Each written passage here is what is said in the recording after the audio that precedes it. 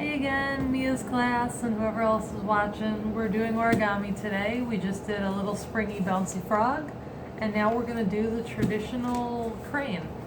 And it's a more advanced one, I would say, but we're gonna try our best. And if you get lost, don't worry, you can pause and rewind or try to. Actually, I could show you how to do the simpler crane in the middle. Okay. So we're gonna start with doing a lot of creases, which is leaving folds indented on the paper so that the paper has memory of where you've been and it's easier to fold later. So we're going to fold corner to corner, and the other corner to corner. And already that's giving you an X of creases. And now you're going to fold flat to flat side, or as you guys might call it, hamburger and hot dog. You guys used to call it hamburger and hot dog in Washington? Yep. Okay, it's not just a Michigan thing then. So now look, you've got all these star points headed toward the center. And so there should be 1, 2, 3, 4 of them. And then you're good. Or if you count them as short segments, then it's, I believe, 8. So 1, 2, 3, 4, 5. Yeah. Okay, so now it's going to start getting more advanced. You want to take these two, this one and these two edges of this square, and push them in towards each other so that these two corners meet. Like that. And from there you're going to reverse the crease. Push this way. That. And then fold down.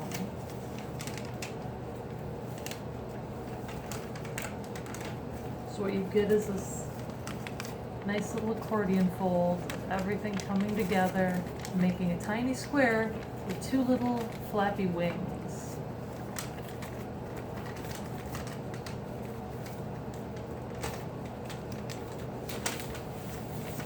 We'll do that again just so people can see, because that's one of the harder folds in the crane. It's pushing these 2 in towards that, and this one down. Okay. Did you really coming together, or did you reverse the crease to make it easier to fold? I tried to. Sometimes that will help kids if you flip the paper over and you reverse all your creases so they bend both ways. Like a joint that bends not just in one direction, but in 2 directions. There we go. Okay. So the problem I was having is that at the center of the paper, instead of folding nicely to a point, it was making a big square at the end. So see how that's the nice point? When I was doing it earlier, it wasn't folding. Yeah, it's hard to really get that pinch tight.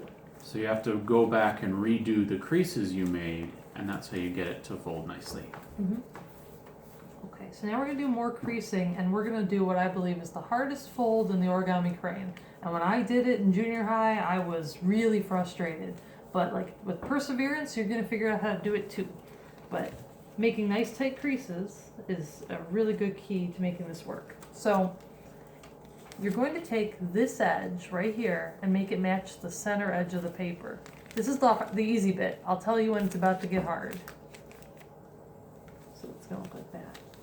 And then You're going from the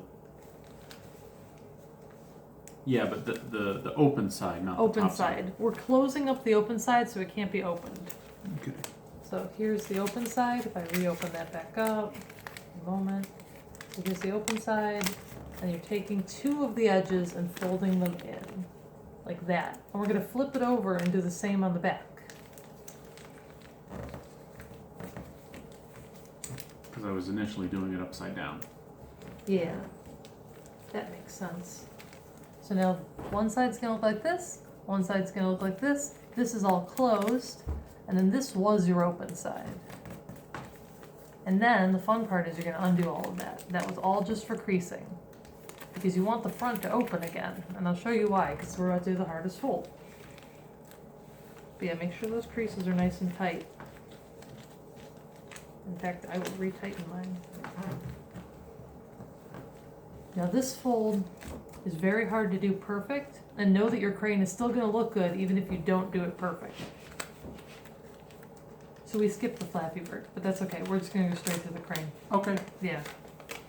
So we're going to invert all of these folds. So, okay, I like to think of this as Big Bird. And he's like, hello, kids.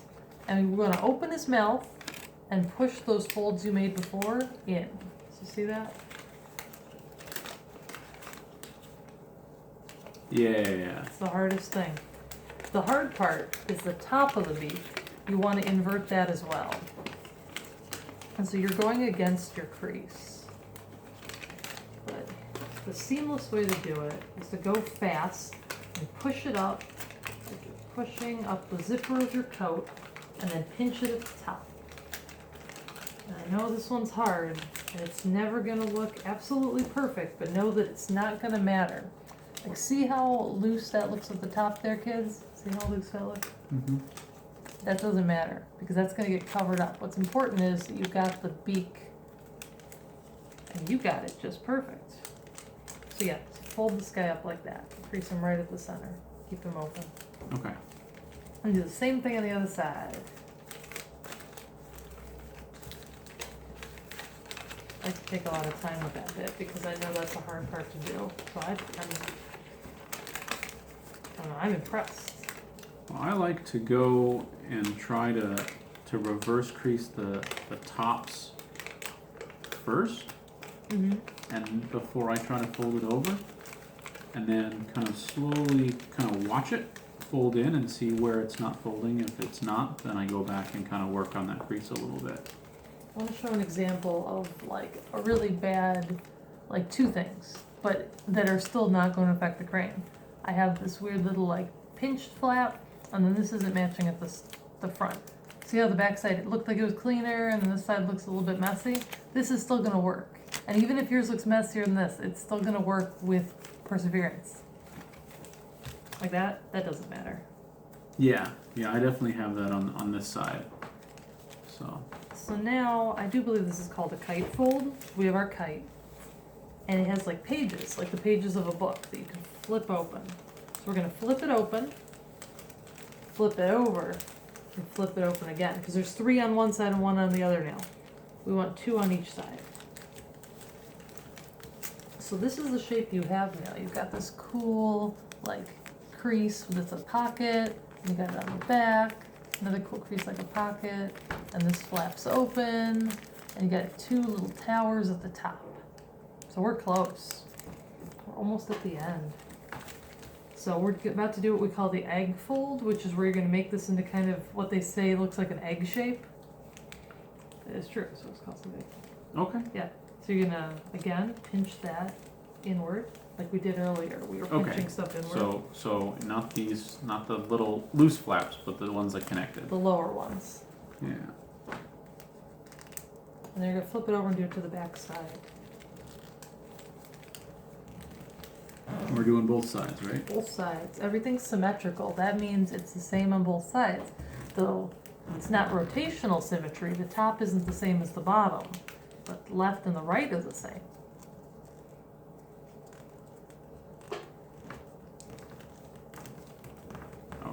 Okay. So now this is the part that they say looks like an egg. I'm going to take the tail at the back here and pull it up to meet the other 2 towers. What are the rings reference? Flip it over, and again, now you're meeting the 3 towers, making 4 towers at the top. I don't know. I don't think this looks like an egg. But somebody somewhere was like, that looks like an egg. This is an egg.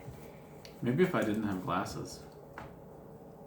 With my glasses off, I can see it as an egg, maybe? I don't know. I kind of thought that this part in here looked like maybe a little egg. It's like in a nest. I don't know. But okay. We are close. It already kind of looks like when you hold it like this, like it's a bird, but it's almost there. So you're going to take the egg. Remember the thing about the pages in the book? Where there's 2 on this side, 2 on this side? Again, we're going to flip it over.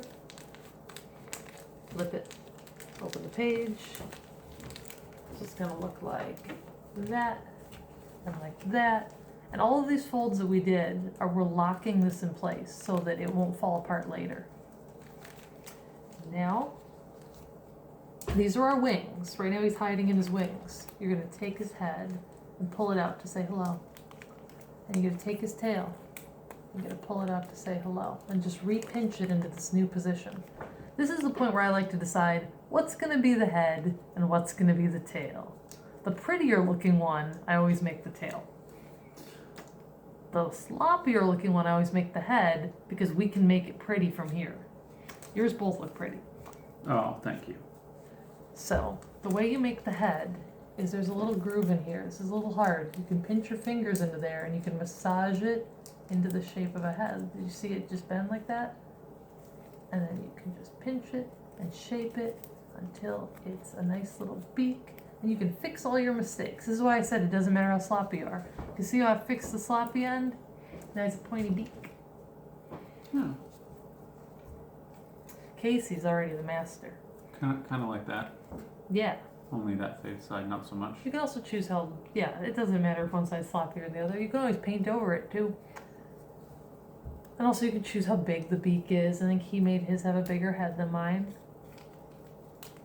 So now you get to do the magic part of opening up the wings. And notice that when you pull, this is like a little inflated balloon in here. If you push your thumb on it, and you don't have to do this, you can just leave it like this and it's a crane. But if you push your thumb right there, the balloon inflates back. Where? Right there in the middle.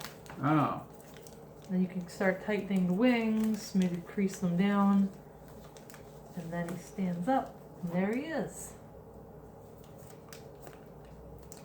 slightly behind. No, you're good. It's a little crane. You did it! You made the blue crane! Yay! Huzzah! You made the orange crane. Okay, thanks for watching. Bye bye.